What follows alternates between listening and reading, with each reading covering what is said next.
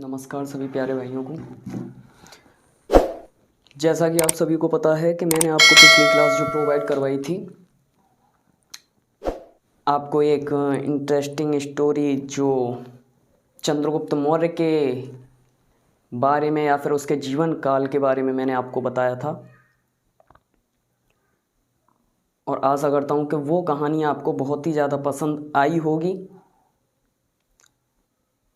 और वैसे तो जिस तरह से आपका प्यार मिला है उससे मुझे विश्वास हो चुका है कि ये कहानी आपको बहुत ही ज़्यादा पसंद आई है। तो आज हम लेखपाल की फिर से ग्रामीण परिवेश की रूरल डेवलपमेंट की फिर से पुनः एक और क्लास लेकर आए हैं। जो हमने लास्ट क्लास आपको दी थी, प्रोवाइड करवाई थी, लेखपाल का इंट्रोडक्शन चल रहा था और उसमें आपकी 2 क्लासें हो चुकी हैं, जिसमें लेखपाल के कागजात डॉक्यूमेंट्स वाली आपकी एक क्लास थी और उसका इंट्रोडक्शन पहली वाली क्लास। आज उसके बाद उसी सीरीज़ को आगे बढ़ाते हुए आज जो क्लास आपकी प्रोवाइड करवाई जाएगी वो है लेखपाल से ही संबंधित राजस्व परिषद। राजस्व परिषद वीडियो में अंत तक बने रहिएगा। जैसे आपने मुझे पिछली वीडियो में प्यार दिया है उसी प्रकार से मुझे इस वीडियो में भी आपका प्यार चाहिए, क्योंकि आपके सहयोग और सपोर्ट से ही हम आपके लिए बेहतरीन कंटेंट तैयार कर सकते हैं और आपके सामने प्रस्तुत कर सकते हैं। तो वीडियो को अंत तक देखना और ज़्यादा से ज़्यादा लाइक करना, सब्सक्राइब करना, शेयर करना। फिर से हम दोबारा आपके लिए ऐसी ही कोई कहानी लेकर आएंगे, और फिलहाल में तो हम रूरल डेवलपमेंट की एक क्लास आपके सामने प्रस्तुत कर रहे हैं। ठीक है बेटा? हाँ, देखिए आज की जो क्लास है वो है आपकी राजस्व परिषद। राजस्व परिषद या फिर काउंसिल ऑफ रेवेन्यू। राजस्व परिषद होती क्या है, तो पहले बेटा इसी बात को समझना। राजस्व परिषद यह है राज्य में मालगुजारी मतलब जो टैक्सेस, जो राजस्व होता है, जो जितना भी टैक्स आएगा वह संबंधी जितना भी मैटर होगा या फिर मामले होते हैं, जितना भी कर आता है, चाहे वो प्रत्यक्ष रूप से आए चाहे वो अप्रत्यक्ष रूप से, तो राज्य में राजस्व से संबंधित न्यायिक कार्यों को करने के लिए, जी हाँ, न्यायिक कार्यों को करने के लिए यह सबसे बड़ी संस्था होती है। अभी तक आपने लेखपाल के अबाउट में पढ़ा, टैक्स पढ़े कि किस प्रकार से हमें कर देना पड़ता है अपनी भूमि पर, तो उसी राजस्व से संबंधित, उसी कर से संबंधित, चाहे वो प्रत्यक्ष हो चाहे वो अप्रत्यक्ष हो, दोनों प्रकार के करों से संबंधित या फिर राजस्व से संबंधित एक न्यायिक संस्था या फिर प्रशासनिक संस्था होती है, और यह राज्य की सबसे बड़ी संस्था है न्यायिक कार्यों की। ठीक है बेटा? तो सबसे पहले राजस्व परिषद। राजस्व परिषद क्या है? यह राज्य में मालगुजारी, राजस्व से संबंधित सबसे बड़ी न्यायिक संस्था या फिर न्यायिक कार्यों को करने के लिए सबसे बड़ी राजस्व संस्था होती है। इसकी जो स्थापना हुई वो हुई थी 1831 में। राजस्व परिषद की स्थापना 1831 में करवाई गई थी, और किस स्थान पर करवाई गई? इलाहाबाद में, जिसे वर्तमान में प्रयागराज कहा जाता है। लेकिन आपकी जो राजस्व परिषद संस्था है ये पहले एक अकेली संस्था थी, इसके कार्यों को विभाजित नहीं किया गया था। न्यायिक और प्रशासनिक कार्य दोनों यही करती थी, लेकिन 1947 या 48 के बाद 1947, 47, 48 में व 48 में राजस्व परिषद के कार्यों में विभाजन हुआ, मतलब 2 भागों में बांट दिया गया। प्रशासनिक कार्य अलग कर दिए गए और न्यायिक कार्य अलग कर दिए गए। तो देखना 1947-48 में राजस्व परिषद के कार्यों में विभाजन हुआ। एक तरफ आपके प्रशासनिक कार्य और दूसरी तरफ आपके राजस्व कार्य, मतलब एक तरफ आपके हो गए एडमिनिस्ट्रेटिव वर्क एंड एक तरफ जुडिशियल वर्क। 2 प्रकार के वर्क किए जाएंगे, दो टाइप के वर्क किए जाएंगे, वो भी किसके द्वारा? काउंसिल ऑफ रेवेन्यू के द्वारा। बेटा वीडियो में अंत तक बने रहिएगा, ये आपके लिए बहुत ही ज़्यादा महत्वपूर्ण क्लास होने वाली है। आपने पहले से ही पढ़ रखा होगा, जिन्होंने पढ़ रखा है वो भी एक बार देख लें। हमने बहुत ही ज़्यादा मेहनत करने के बाद आपके लिए ये वीडियो, ये जो कंटेंट है हम आपके लिए लेकर आए हैं। तो इस वीडियो को ज़्यादा से ज़्यादा लाइक करें, सब्सक्राइब करें, शेयर करें। अगर आपको कंटेंट हमारा बहुत ही ज़्यादा पसंद आता है तो इसे लाइक, सब्सक्राइब और शेयर करें। तो 1947-48 में राजस्व परिषद के कार्यों में विभाजन हुआ। एक तरफ आपके प्रशासनिक कार्य कर दिए गए और एक तरफ न्यायिक कार्य। राजस्व परिषद का प्रशासनिक मुख्यालय जो प्रशासनिक कार्यों का करेगा, उसका जो हेड क्वार्टर है वो आपका लखनऊ, नवाबों की नगरी लखनऊ, आपका जो हेड क्वार्टर बनाया गया, एडमिनिस्ट्रेटिव हेड क्वार्टर, वो है आपका लखनऊ। और राजस्व परिषद का न्यायिक मुख्यालय जो है वो है आपका इलाहाबाद, जिसे वर्तमान में प्रयागराज कहते हैं। तो बेटा समझ में आया ये? राजस्व परिषद का प्रशासनिक मुख्यालय लखनऊ, न्यायिक मुख्यालय कहां पर है आपका? इलाहाबाद या प्रयागराज। नेक्स्ट, यूपी में राजस्व संबंधी न्यायालयों की संख्या कितनी है? यूपी में राजस्व संबंधी न्यायालयों की संख्या कितनी है? तो वर्तमान में उत्तर प्रदेश में राजस्व या फिर रेवेन्यू से संबंधित जो न्यायालयों की संख्या है वो है 2651, मतलब 2651। वर्तमान में संख्या है इनकी 2651। ओके बेटा, तो यूपी में राजस्व संबंधी न्यायालयों की संख्या 2651, या फिर अगर ये आंकड़े नहीं हो तो पिछले आंकड़े हैं 2333 राजस्व न्यायालय। इन दोनों में से एक तो आपके एग्जाम में एक ऑप्शन तो होगा, दोनों नहीं होंगे बेटा, एक ही होगा। 2651 या 2333, 2333। राजस्व परिषद में सदस्यों की संख्या, अगर पूछा जाए रेवेन्यू काउंसिल में सदस्यों की संख्या जो होती है वो कितनी होती है, तो सबसे पहले राजस्व परिषद में होता है एक अध्यक्ष, एक मेन हेड होगा। कोई सी भी परिषद हो बेटा, सबसे पहले उसमें एक अध्यक्ष अवश्य होता है। तो राजस्व परिषद में एक अध्यक्ष, उसके नीचे 2 प्रशासनिक सदस्य और 7 न्यायिक सदस्य। एक बार फिर से देखना, राजस्व परिषद में सदस्यों की संख्या एक अध्यक्ष, प्रशासनिक सदस्यों की संख्या 2 और न्यायिक सदस्यों की संख्या कितनी है? 7। बेटा इसे याद रखना, ठीक है। राजस्व परिषद में सदस्य, सबसे पहले हेड जो होगा वो होगा अध्यक्ष, उसके बाद प्रशासनिक सदस्य आपके 2 और न्यायिक सदस्य जो हो जाएंगे वो हो जाएंगे आपके 7। यह संख्या होती है आपकी राजस्व परिषद में, ठीक है। नेक्स्ट, राजस्व न्यायालय में सबसे निचली अदालत, जो आपकी सबसे ऊपर है वो तो राजस्व परिषद है, लेकिन जो सबसे निचली अदालत होती है, जो सबसे नीचे जो न्यायिक कार्य करने वाली संस्था जो होगी वो कौन सी होती है? तो बेटा मैंने पहले भी बताया था, तो राजस्व न्यायालय में सबसे निचली अदालत जो होगी वो होगी नायब तहसीलदार की। सबसे निचला, सबसे जो निचले जज में जो सबसे निचला पद होता है वो होता है नायब तहसीलदार। सबसे कम ग्रेड पे बनने वाला न्यायिक या फिर न्यायाधीश, वो कौन है आपका? नायब तहसीलदार। तो मतलब राजस्व न्यायालय में सबसे निचली अदालत वो होगी आपकी नायब तहसीलदार की, ठीक है। आगे बढ़े बेटा, सोना नहीं है,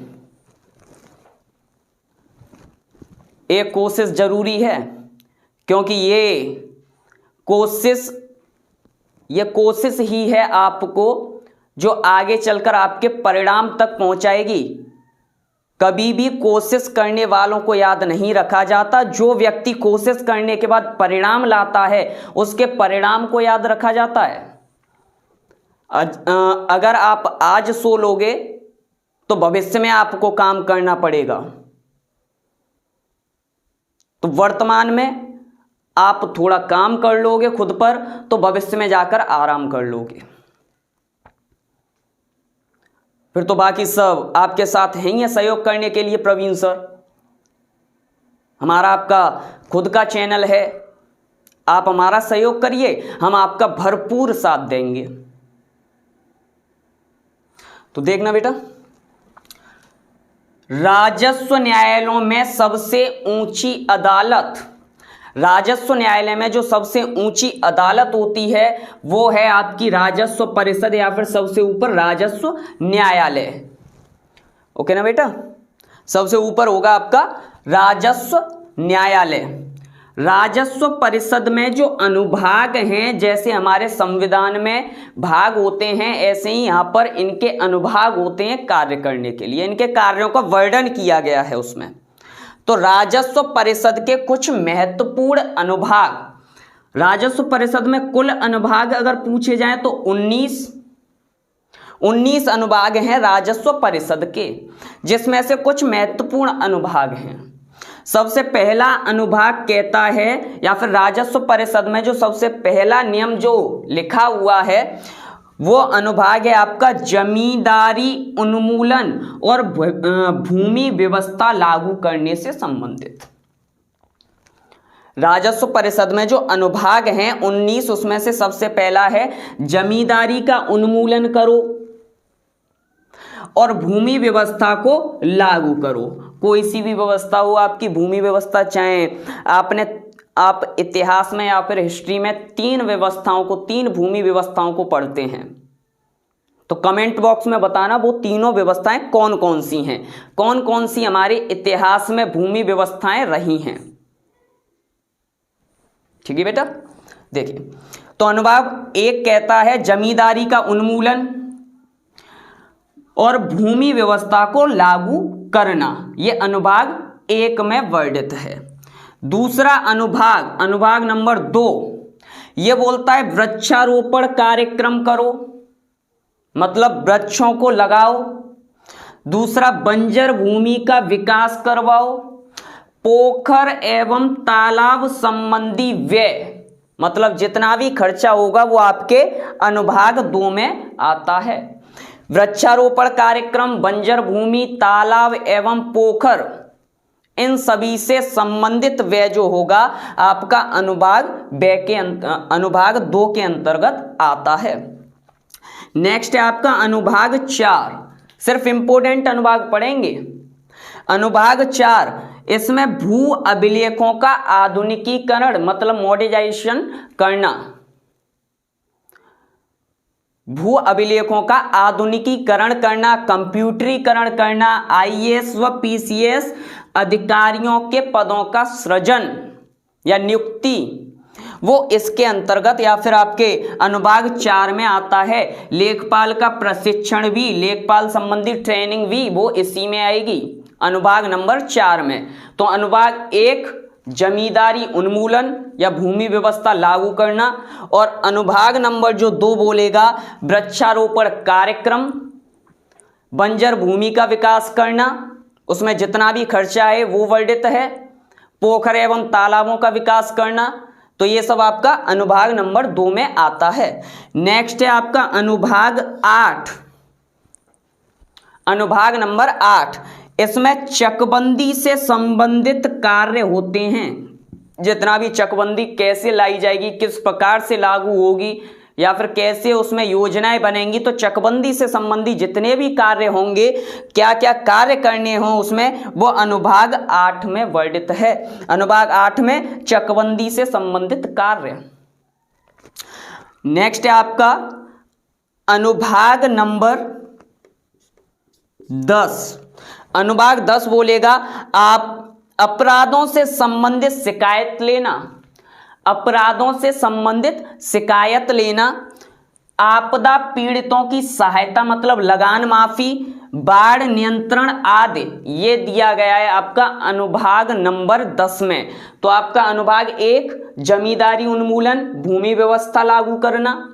दूसरा वृक्षारोपण कार्यक्रम, बंजर भूमि का विकास, पोखर एवं तालाब आदि संबंधी व्यय। नेक्स्ट है आपका अनुभाग नंबर 4 भू अभिलेखों का आधुनिकीकरण करना, कंप्यूटराइजेशन करना या कंप्यूटरीकृत करना। नेक्स्ट है आईएएस व पीसीएस अधिकारियों की नियुक्ति या फिर उनके पदों का सृजन और लेखपाल प्रशिक्षण, मतलब लेखपालों की जो ट्रेनिंग होगी, जो बहुत जल्द आप बनने वाले हो, जो आपकी ट्रेनिंग होगी वो इसी अनुभाग के अंतर्गत होती है, अनुभाग 4 के अंतर्गत। और ये तो इस बार का हमने निर्णय ले ही लिया है कि इस बार कोशिश नहीं, सीधे हम रिजल्ट लाकर रहेंगे और लेखपाल बनकर रहेंगे। इस भर्ती या फिर चयन प्रक्रिया में हमें पीछे नहीं रहना, हमें सबसे आगे निकलना है। ठीक है ना बेटा? चलो आगे देखते हैं। अनुभाग 8 बोलता है चकबंदी से संबंधित कार्य, जितने भी चकबंदी से संबंधित कार्य होंगे वो आपके अनुभाग 8 में आएंगे। और अनुभाग 10 कहता है अपराधों से संबंधित शिकायत, आपदा पीड़ितों की सहायता मतलब लगान माफी और बाढ़ एवं नियंत्रण आदि कार्य किए जाते हैं। इसके बाद और भी अनुभाग हैं, जैसे अनुभाग नंबर 11। अनुभाग नंबर 11 जो बोलेगा आपका कि भूमि, ये जो मौसम संबंधी जितनी भी जानकारी होंगी, भू राजस्व परिषद या फिर राजस्व परिषद को जो आपकी मौसम संबंधी, बाढ़ आने की, भूकंप जैसी आदि जो जानकारी होंगी समय समय पर अनुभाग 10 में के अंतर्गत बताई जाती हैं। ठीक है बेटा, नेक्स्ट आगे देखते हैं। अनुभाग 10 अपराधों से संबंधित शिकायत लेना, आपदा पीड़ितों की सहायता, लगान माफी, बाढ़ नियंत्रण। इसके बाद नेक्स्ट है राजा टोडरमल भूलेख प्रशिक्षण एवं सर्वेक्षण संस्थान। राजा टोडरमल, इसके बारे में तो आपने स्टार्टिंग में ही सुना था। राजा टोडरमल भूलेख, लैंड रिकॉर्ड्स ट्रेनिंग एवं सर्वेक्षण, ये जो है संस्थान कहां पर है आपका? हरदोई यूपी। राजा टोडरमल भूलेख प्रशिक्षण एवं सर्वेक्षण संस्थान, हरदोई उत्तर प्रदेश। नेक्स्ट है राजस्व विभाग द्वारा संचालित पहली बीमा योजना। राजस्व विभाग के द्वारा चलाई गई पहली बीमा योजना कौन सी है आपकी? कृषक बीमा योजना। कमेंट बॉक्स में बताना ये कब चालू की गई या फिर कब, किस ईयर, किस वर्ष से लागू किया गया। दूसरी योजना है आम आदमी बीमा योजना, आपकी भूमि राजस्व विभाग से जो संबंधित है। आपकी दूसरी योजना है आम आदमी बीमा योजना और पहली योजना है आपकी कृषक बीमा योजना। तो बेटा ये क्लियर हुआ होगा। राजा टोडरमल भूलेख प्रशिक्षण एवं सर्वेक्षण संस्थान, हरदोई यूपी। नेक्स्ट राजस्व विभाग द्वारा संचालित पहली बीमा योजना कृषक बीमा योजना और दूसरी है आपकी आम आदमी बीमा योजना। आई होप आज हमने इसके अबाउट में या फिर लेखपाल संबंधी ये जो क्लास थी ये पूरी कंप्लीट कर ली है, इंट्रोडक्शन के अबाउट में न्याय कार्यों तक। और इसके बाद कल जो आपकी क्लास स्टार्ट होगी या फिर इससे संबंधित रूरल डेवलपमेंट से क्लास आएगी, वो होगी आपकी ग्राम समाज भारतीय संदर्भ में। ग्रामों का विकास कैसे होता है, ग्राम कितने प्रकार के होते हैं, इन सभी का वर्णन करेंगे हम अपनी आपकी आगे जो आने वाली क्लास है उसमें। तो बेटा आपको अगर हमारी क्लास बहुत ही अच्छी या फिर पसंद आई है तो इसे ज़्यादा से ज़्यादा लाइक करें, सब्सक्राइब करें, शेयर करें। और हमारे चैनल अमन स्मार्ट क्लासेज में आपका बहुत ज़्यादा हार्दिक अभिनंदन है। आप लेखपाल परीक्षा के साथ के लिए या फिर उसके लिए तैयारी करते रहिए हमारे साथ मिलकर। आप हमारा सहयोग कीजिए, हम आपका सहयोग करते रहेंगे। ठीक है ना बेटा? आज के लिए क्लास यहीं पर समाप्त करते हैं। नमस्कार।